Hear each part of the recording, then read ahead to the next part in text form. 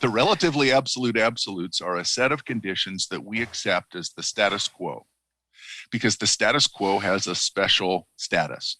Status quo for people is the one outcome that doesn't need a majority, or in fact, it doesn't need anyone to vote for it in order to be binding. So we always start from where we are. And this is actually a Burkean, an Edmund Burke, and you've had Dennis Rasmussen, one of my friend Duke students, on the show a couple of times, I think. And Yuval Levin talking about Burke. Right.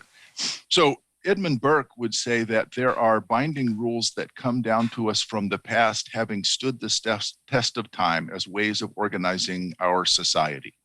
And in fact, England doesn't really have a written constitution at all, but it does have a set of rules that have come down to us from the past.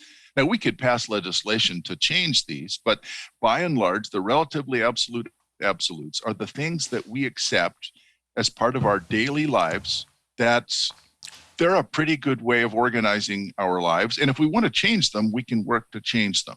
But we really have to stick to the status quo. So what Buchanan does is kind of a trick. Instead of saying that we have to justify the level, he says we have to justify the change in the rules. And so it takes our consent to justify a change in the rules because the status quo has a special status. Now, that's really bad. And Hayek has this problem too, where Hayek wants these traditions that come down to us from the past, these habits, these laws, as opposed to legislation, to be binding just because we know that they're right. Well, some of them are wrong. Racism, patriarchy, some of those are really bad. How would you tell?